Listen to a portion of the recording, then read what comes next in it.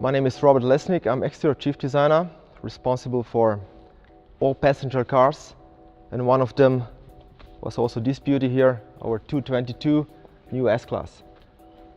We say this is the best car in the world, and I will tell you why this is the best exterior design in the world.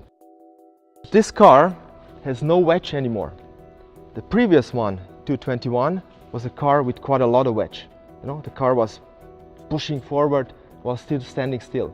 Now the car is not pushing forward anymore, but is, let's say, sitting on the rear wheel. And maybe you notice, I'm sure you did, the car has no pronounced wheel arches anymore. I remember when in the year 2005, when the previous one, W221, was presented, I spoke with, as I said, I was not working at this company yet, but I spoke with another designer from another car company, and I asked him, so how do you like the new S-Class? And he said, I don't like the wheel arches. Wrong answer. You should say, I like the car. Not talk about the details. Unless you approach the car, then you have to discover the details. And that was the main goal of exterior design of this car. You all know how the Riva boat is accelerating. It's not a real sports, loud boat. It's a very elegant boat. You know, just slightly goes up in the front. This car should look like that boat.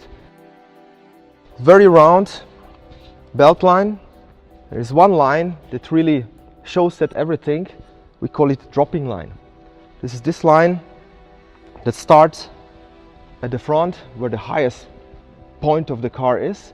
It's actually there where the star is I would say, it's my feeling, there's the highest point of the car, and from there everything falls toward the rear end.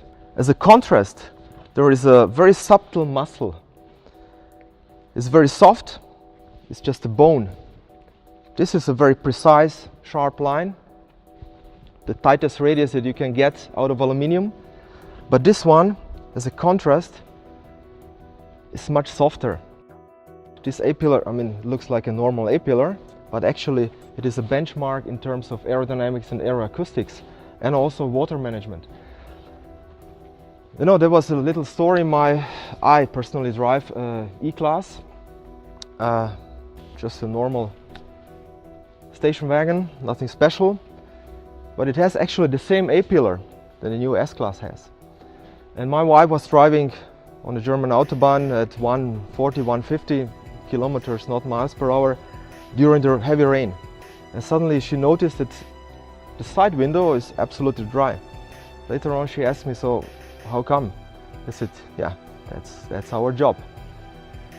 There's another very nice detail that we are proud about. This is this chrome stripe here. This element here, normally you would expect a shut line here, a junction of two parts, like almost everybody else does. But no, we took this width, this profile of this width, dragged it, bent it, and milled it off. So at the end, everything looks, of course, much more solid, much more, high quality if you don't have the shut line here. S-Class introduces new wing mirror as well. This mirror is something special also in terms of aerodynamics, aeroacoustics, and water management. This area with the A-pillar plays a very important role. But I remember when we started to do a new one, a few years ago, when we started with exterior design of the car, the engineers came with the old one and said, please use it. We said, no, we would like to do a new one, it's S-Class.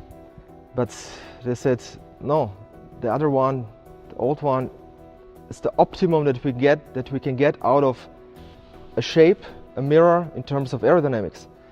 And we thought, okay, let's have a try. Let's give it a try. So we did one, we designed one, and maybe it was just a luck. At the end, it turned out even better, that it's even better than the previous one. And at the end, we have new shape. We have a new turn indicator with high performance LED, a light guide. We have surround view camera, we have antenna in there, and we have aerodynamic ribs inside, which a customer from outside will never see. But once you sit in the car, and at some point you will notice them.